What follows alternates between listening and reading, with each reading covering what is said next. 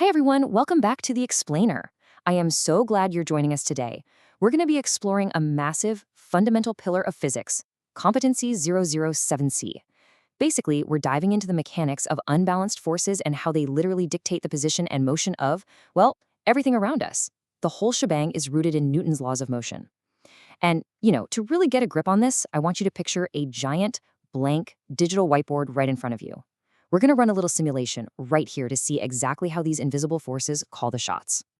Okay, let's dive straight into this with the most fundamental question imaginable. What actually makes an object move? I mean, it sounds like an incredibly simple question, right? You push something, it moves. Simple. But actually, physics demands serious precision. We really need to understand the exact mechanics behind that movement, or honestly, the lack of movement. So to answer this, we've got to establish the absolute baseline of our physics simulation. Section 1. The concept of net force. Right, so if you really want to understand Newton's laws of motion, you absolutely have to nail this one singular concept first. Net force. What is it? It's the total combined forces pushing or pulling on an object. Think of the word net kind of like you would in, say, personal finance. Your net income is what you actually take home after all the taxes and deductions are taken out, right? Well, in physics, net force is what's left over after you combine every single push and pull acting on an object from every possible direction. It's the grand total. And this grand total is absolutely crucial. It's the pivotal concept our entire digital tug-of-war simulation is going to rest upon. Section 2. Balanced forces and zero movement. All right, now that we know what we're actually measuring, let's fire up our digital whiteboard. We're going to start our simulation by focusing on a state of perfect equilibrium. I want you to vividly imagine a classic tug-of-war playing out right in front of you. Picture a thick rope, a red flag tied right dead center, and two teams that are perfectly matched in strength. They grab the rope, they dig their heels into the dirt, and they pull. Now, what's really interesting about this setup is the exact measurement of that pull. On the left side, the team is pulling with a force of exactly 50 newtons. And on the right side, the opposing team is pulling with exactly 50 newtons in the complete opposite direction. So the forces pushing or pulling here are exactly equal, and they're totally 100% opposed to one another. And because these forces are so perfectly equal and opposite, they just cancel each other out completely. The resulting net force, the grand total of all that pulling and straining we just talked about, is a giant zero. Absolutely nothing. That flag on the center of the rope is not moving a single inch, left or right. So let's break down the absolute rules of this stasis, straight from our source material. When we're dealing with balanced forces, the forces are always equal and opposite, and the net force is zero. But here's a super vital nuance in physics to keep in mind. The object will not change its motion. If it's sitting still, like our tug-of-war rope, it stays perfectly still. But if it happens to already be moving, it's just going to keep moving at the exact same constant speed.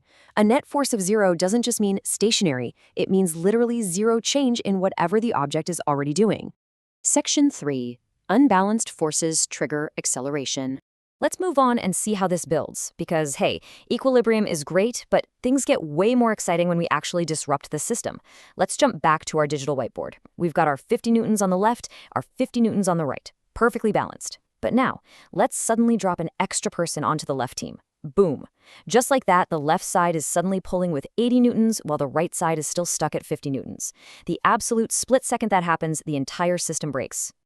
Let's walk through the immediate cause and effect chain of that disruption. Step 1. The forces become unequal. We've got 80 newtons against 50. Step 2. Because they're unequal, a net force now actually exists. We suddenly have a net force of 30 newtons pulling hard to the left. And step 3. The object experiences acceleration. The rope violently jerks to the left. And as the source material points out, acceleration doesn't just mean speeding up like in a car. It means the object starts moving, speeds up, slows down, or changes direction. Basically, any change in motion is acceleration. So the crucial point is, and this is a direct quote straight from the text, an unbalanced force is required to cause a change in motion. That is an absolute non-negotiable prerequisite in physics. No way around it. If you want anything to change its current state of motion, whether that's going from a dead stop to moving or moving to stopping, you absolutely must introduce an unbalanced force to the equation. Section 4. Real-world example. The kick. All right, let's shift away from our abstract digital whiteboard for a second. Applying these laws to a visceral, everyday action is for sure the best way to lock this into your long-term memory. Picture a standard soccer ball sitting completely at rest on the grass of a playing field. Right now, exactly as it sits there, the forces acting upon it are perfectly balanced. Gravity is pulling it down, and the solid ground is pushing it right back up with an equal force. The net force? Exactly zero. It's in a state of perfect stasis. And this brilliantly illustrates the whole point, because when a player's foot violently strikes the side of that ball, in that exact split second, the forces acting on the ball become wildly unequal. A massive net force is generated in the exact direction of the kick. Because the forces are now unbalanced, the ball simply can't maintain its stasis. It instantly accelerates, flying off the grass and fundamentally changing its position and motion. That foot, it was the unbalanced force absolutely required to break the equilibrium. So I want to leave you with this final thought and a bit of a challenge. Look around your room right now. Seriously, take a look. What unbalanced forces are causing changes in motion at this very second? Maybe it's a fan blade spinning above you, maybe it's just you typing on a keyboard or shifting your weight in your chair. Every single change in motion you see, no matter how tiny, is a direct result of an unbalanced force tipping the scales. Once you start seeing the mechanics of net force in the real world, you realize it's the invisible engine driving absolutely everything. Thanks so much for exploring this with me today. Keep observing the world around you, and I'll see you in the next explainer.